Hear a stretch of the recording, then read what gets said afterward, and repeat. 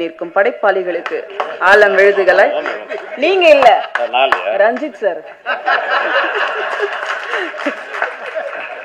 நீலம் முகவரி பா ரஞ்சித் அவர்களை பேச அழைக்கிறோம்.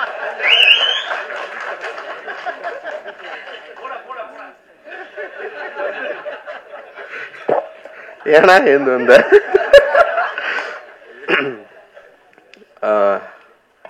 ஜெய்பீம் ரொம்ப சந்தோஷம், மகிழ்ச்சி உங்களை எல்லாரும் பாட்டில் ராதா அப்படின்ற ஒரு நிகழ்வில் சந்திக்கிறதுல. அண்ட் ஆக்சுவலி தினகரன் பயங்கர பிளஸ்டுன்னு நினைக்கிறேன். முக்கியமான சம்பவக்காரங்கள்லாம் இங்கே இருக்காங்க. அவங்கெல்லாம் படம் பார்த்துட்டு தினகரனை விஷ் பண்ணுறது. குறிப்பாக இன்னைக்கு தமிழ் சினிமாவை வேற மாதிரி மாற்றி விட்டவங்க இங்கே இருக்கிறது. அதுவும் படம் ரிலீஸ்க்கு முன்னாடியே தினகரை பிளஸ் பண்ணுறது அப்படின்றது ரொம்ப சந்தோஷம். நன்றி sir, thank you thank you. Lingusamy sir, Ameer sir, Vetri அண்ணா, மிஸ்கின் அண்ணா, அவங்களெல்லாம் பற்றி பேசி தான் நாங்கள் சினிமாவுக்குள்ளே வந்தோம். நான், தினகர், ஜெய் இருக்கான். 3 பேருமே காலேஜில் படிக்கிறப்பவே எங்களுக்குள்ளே இதை பற்றின நிறைய டிஸ்கஷன் இருக்கும். பருத்தி வீரனாக இருக்கட்டும், லைக் ரன்னாக இருக்கட்டும், அண்ட்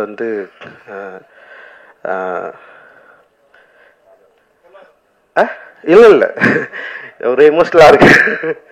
பொல்லாதனா இருக்கலாம். பொல்லாதனை விட நாங்கள் பயங்கரமாக பேசுனது ஆடுகளம் பற்றி தான்.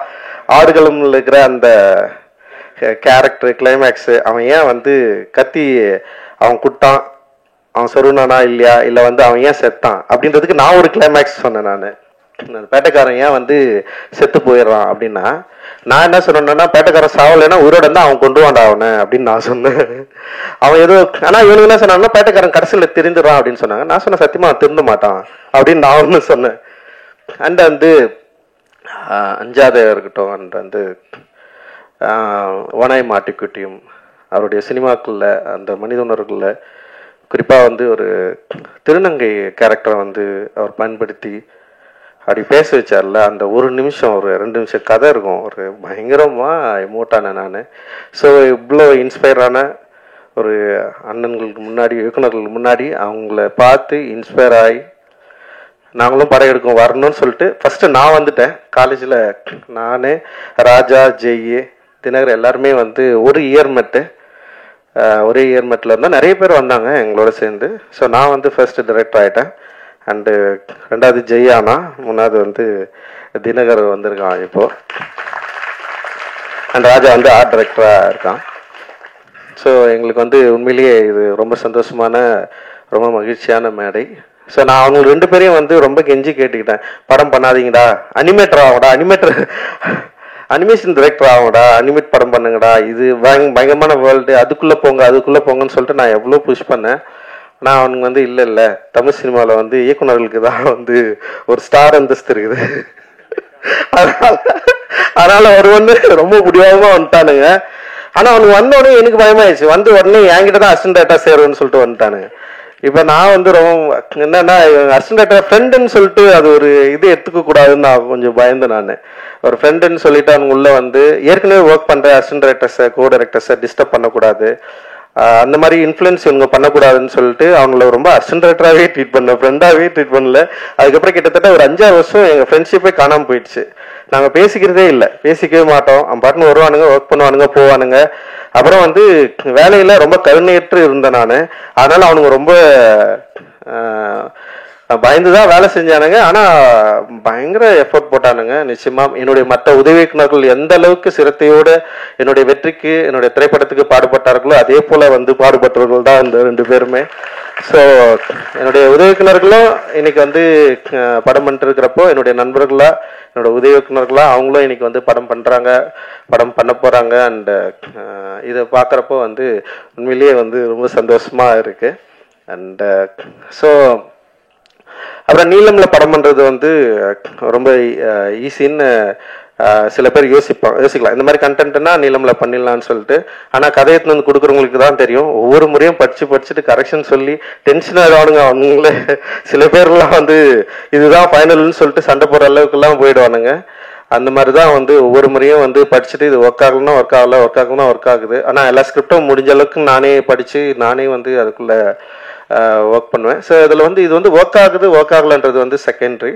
பட் ஆனால் இது மூலமாக நம்ம என்ன சொல்ல வரோம், நம்ம என்ன பேசுகிறோம் சொசைட்டிக்கு, சினிமா அப்படின்றது வந்து நான் வந்து உண்மையிலேயே வந்து ஒரு என்டர்டைன்மெண்ட் மீடியமாக நான் பார்த்து உள்ளே வரல.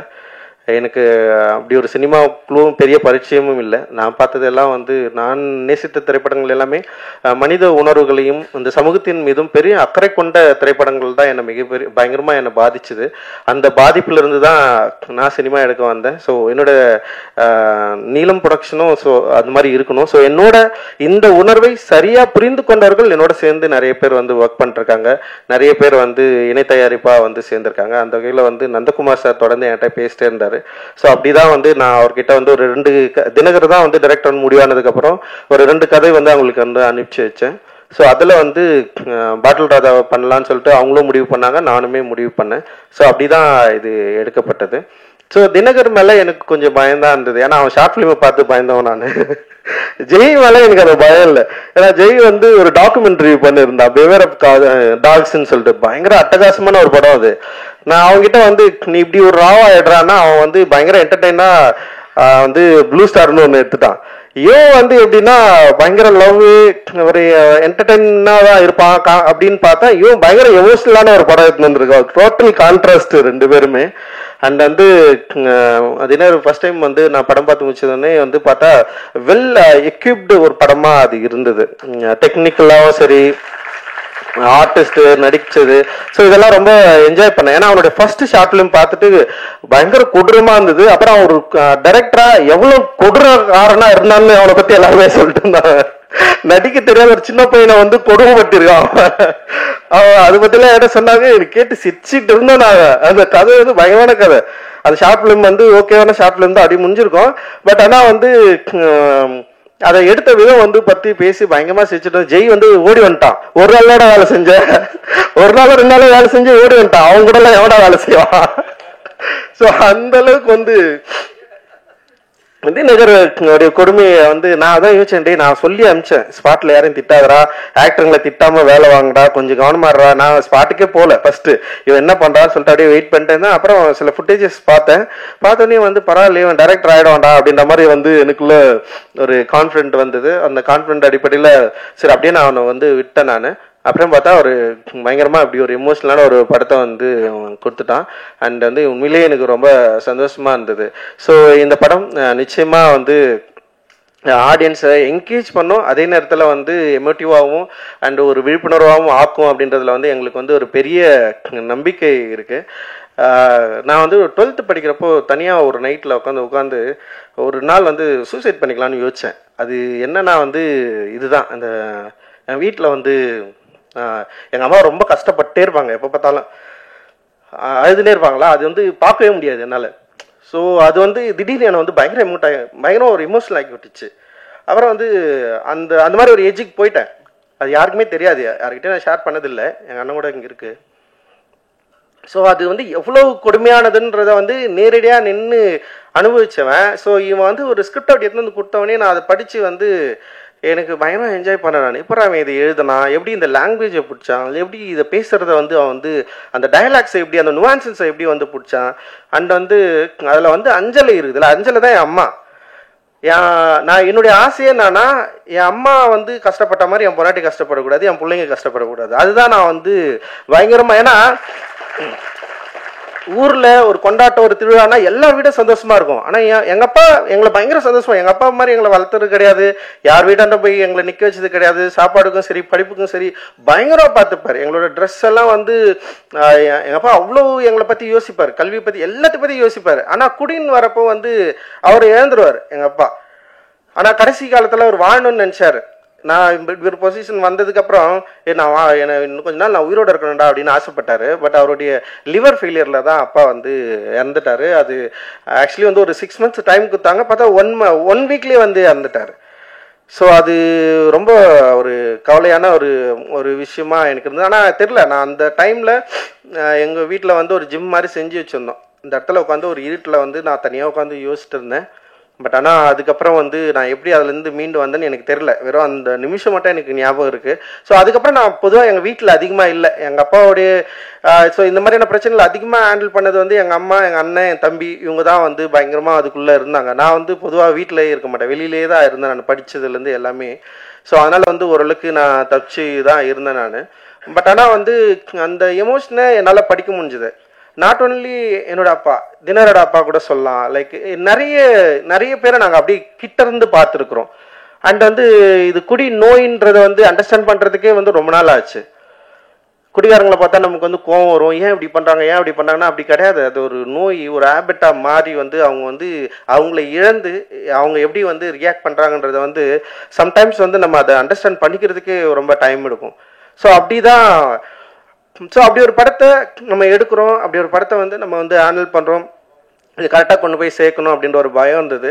ஆனால் இன்றைக்கி தேதியில் வந்து சின்ன படங்களை கொண்டு வந்து தியேட்டரில் சேர்க்கறது வந்து மிகப்பெரிய சவாலாக இருக்குது. அண்ட் ஓடிடிலையும் வந்து இந்த படத்தை வந்து விற்கிறதுங்களும் வந்து பயங்கர சவாலான ஒரு இடத்த நோக்கி நகர்ந்துருக்கு. அந்த தியேட்டர் ரிலீஸை வந்து உண்மையிலேயே நினச்சி பார்க்குறப்பவே வந்து ரொம்ப பயமாக இருக்குது. அது இத்தனை திரைப்படங்களை தயாரித்த நீலம் ப்ரொடக்ஷன் அண்ட் வந்து ஒரு இயக்குனராக பரவலாக தெரிந்திருக்கிற ஒரு என்கிட்ட இருந்து கூட ஒரு படத்தை வந்து ரொம்ப இலகுவாக ஒரு படத்தை வந்து ரிலீஸ் பண்ணுறது அப்படின்றது ஒரு பெரிய சேலஞ்சிங் வந்து கிரியேட் பண்ணியிருக்கு. ஆனால் வந்து இந்த சேலஞ்சோட நாங்கள் பயப்படலை. சரி, ஓகே, இப்படி ஒரு சேலஞ்ச் இருக்குது, அதனால் வந்து நம்ம வந்து ஒரு வணிக ரீதியாகவோ இல்லை வந்து அப்படி ஒரு படங்கள் எடுக்கக்கூடாதுன்னு நான் சொல்ல, எனக்கு அதுக்கு எதிரானவன் கிடையாது. பட் ஆனால் வந்து அப்படி ஒரு திரைப்படங்கள் எடுக்கிறதுக்கான ஒரு வாய்ப்புகள் இருந்துமே ரொம்ப ஸ்ட்ரிக்டாக சில ரூல்ஸை டிசைட் பண்ணி சில லிமிடேஷனை கிரியேட் பண்ணி இப்படி ஒரு திரைப்படங்கள் தான் எடுக்கணும், இப்படி தான் இருக்கணும், என்ன சவாலாக இருந்தாலும். இப்போ என்னுடைய எல்லா திரைப்படங்களும் வந்து வெற்றி தோல்வியை மீறி ஆடியன்ஸ் இதை எப்படி அக்செப்ட் பண்ணுறாங்க தான் நாங்கள் பார்த்துட்டே இருக்கிறோம். இதோட வெற்றியோட ரேஷியோ வந்து எப்படின்னா ஒவ்வொரு படத்துக்கும் மாறுபடும். எல்லா படங்களுமே வந்து லாபகரமான படங்களா அப்படின்னா வந்து அதில் சில கேள்விகள் இருக்கு. ஆனால் எல்லா படங்களும் தோல்வி படமாலாம் இல்லை. அது எந்த வகையிலனா வணிக ரீதியாக நாங்கள் வந்து லாபம் ஈட்டாமல் போயிருக்கலாம். ஆனால் அந்த படம் உருவாக்குற விவாதங்கள், அந்த படம் வந்து ஏற்படுத்திருக்கிற தாக்கம், அந்த படம் ஏற்படுத்திருக்கிற விழிப்புணர்வு இருக்குல்ல, அப்புறம் அந்த படம் இன்ஃப்ளூயன்ஸ் பண்ணுது.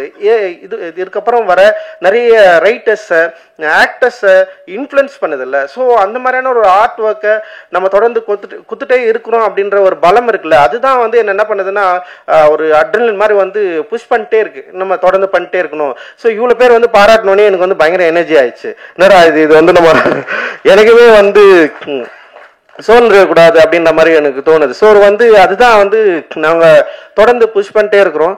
அண்ட் வந்து டெஃபினட்டாக என்றைக்குமே வந்து ஃபர்ஸ்ட் படத்துலேருந்தே எனக்கு வந்து மீடியாவோட சப்போர்ட் என்றைக்குமே இருந்துகிட்டே இருக்குது. நேர்மறையான விமர்சனமும் சரி, எதிர்மறையான விமர்சனமும் சரி, என்னை பற்றி அதிகமாக விவாதிக்கிறது, நீலமை பற்றி பேசுறது, நீலம் தயாரிப்புகளை பற்றி பேசுறது. இதை இன்னொரு பிரச்சனை ஒன்று இருக்குது, எங்கள் திரைப்படங்களில் வந்து நாங்கள் ஒன்று ஹேண்டில் பண்ணுவோம், எல்லாமே ரஞ்சித்தோட படமாகவே விமர்சனம் பண்ணுவாங்க. ஒரு ஃபர்ஸ்ட் படம் டைரக்டர் படம் சில எக்ஸ்கியூஸ் இருக்கும். சில நிறுவனங்களில் வர ஃபர்ஸ்ட் படம் டைரக்டர்ஸ் வந்து சில எக்ஸ்கியூஸ் பண்ணுவாங்க. சரி, ஓகே, நல்லா இருக்கு, நல்லா இல்லைன்னு சொல்லுவாங்க. ஆனால் நீலம்லேருந்து வர திரைப்படங்களை விமர்சனம் பண்ணுறப்போ வந்து நான் பயங்கரமாக வாட்ச் பண்ணியிருக்கேன். கருணையற்று ரஞ்சித்தோடைய நான் டிரெக்ட் பண்ணால் எப்படி ஒரு விமர்சனத்தை நான் வந்து எதிர்கொள்ளணும், அந்த அளவுக்கு வந்து அது வந்து ஃபேஸ் பண்ணப்படும். பட் ஆனால் அது ஒரு சவால் தான். நான் அதுதான் சொல்லுவேன். நான் வந்து அதை வந்து நீங்கள் இப்படி விமர்சனம் பண்ணாதீங்க, இல்லை வந்து நீங்கள் வேற மாதிரி எங்களுக்கு சப்போர்ட் பண்ணுங்க நான் சொல்லவே மாட்டேன். நீங்கள் இதை பற்றி பேசுவதே வந்து ரொம்ப ஒரு சாதகமான சூழ்நிலையாக நான் வந்து பார்க்குறேன். இந்த படத்தை பற்றி பேசுவதே ஒரு சாதகமான சூழ்நிலையாகவும் ஒரு சப்போர்ட்டாகவும் நான் வந்து பார்க்குறேன். பேசுவது தான் அவசியம். நீங்கள் அது வந்து எதிர்மறையாகவும் பேசலாம், நேர்மறையாகவும் பேசலாம். பேசுவது வந்து ரொம்ப ரொம்ப அவசியம். அந்த பேசுவதற்கான சூழலை தொடர்ந்து உருவாக்கணும். அந்த எனர்ஜியை வந்து நீங்க எனக்கு தரணும், எங்களுக்கு தரணும், நிறுவனத்துக்கு தரணும், இங்க இருக்கிற ஒவ்வொரு படைப்பாளிகளுக்கும் தரணும் அப்படின்றது தான் எங்களோட விருப்பம். ஸோ அதனால ரொம்ப மகிழ்ச்சி உங்களோட தொடர்ந்து இயங்குவதில். அண்டு இந்த திரைப்படத்தில் வந்து பணியாற்றிய டெக்னீஷியன், ஆர்டிஸ்ட் எல்லாரும் பற்றியும் நீங்கள் வந்து டெஃபினட்டாக நீங்கள் வந்து பேசுவீங்க. அந்த நம்பிக்கை வந்து எனக்கு இருக்கு. என்னோடு மிக உறுதுணையாக இருக்கிற நந்தகுமார் சாருக்கும், பலன் பிக்சர்ஸ் திரு அருண் அவர்களுக்கும், மற்றும் நீலம் ப்ரொடக்ஷனில் இருக்கிற ஒவ்வொரு தோழர்களுக்கும், குறிப்பாக குணா, பிஆர்ஓ குணாவுக்கு வந்து நான் நன்றி தெரிவிச்சுக்கிறேன். ஒவ்வொரு முறையும் குணாவை நான் வந்து மிஸ் பண்ணுவேன். அப்புறம் வந்து இந்த படத்தை வந்து ரிலீஸ் பண்ற ஜெனரஸ் டீம் அவங்களுக்கும் வந்து இந்தியா முழுக்க மட்டும் எல்லா இடத்துலையும் அவங்க தான் வந்து ரிலீஸ் பண்றாங்க. ஸோ அவங்களுக்கும் வந்து என்னுடைய மிகப்பெரிய நன்றியை தெரிவிச்சுக்கிறேன். அண்ட் எங்களோட இந்த ஓடிடி பிளாட்ஃபார்ம் சப்போர்ட் பண்ற திங் மியூசிக் அண்ட் வந்து ஒவ்வொரு முறையும் எங்க நிறுவனத்தில் வர பாடல்களை வந்து போட்டி போட்டு வாங்குறதுல திங் மியூசிக் பெரிய ஆர்வம் காட்டுவாங்க. அவங்க தொடர்ந்து பெரிய சப்போர்ட் பண்ணிருக்காங்க. ஸோ அவங்களுக்கு வந்து என்னுடைய மிகப்பெரிய நன்றியை தெரிவிச்சுக்கிறேன். இதில் ஒர்க் பண்ண இங்கே வந்திருக்கிற வாழ்த்து வந்திருக்கிற எல்லாருக்குமே என்னுடைய நன்றிகளை உரித்தாக்குறேன். ரொம்ப ரொம்ப மகிழ்ச்சி. நான் எப்பவுமே ரொம்ப யோசிப்பேன், ஏன்னா நம்ம பெரிதும் மதிக்கிறவர்களை வந்து நம்ம கூப்பிடுறதுக்கு வந்து ஒரு வேலிடான படங்களை பண்ணணும் நான் எப்பவுமே யோசிப்பேன். ஸோ அந்த பெரும் திருப்தி எனக்கு இருக்கு. மிஸ்டர் ஜான் விஜய் வந்திருக்காரு லேட்டா. ஓகே, ரொம்ப நன்றி. தேங்க்யூ. ஜெய் பீம். நன்றி.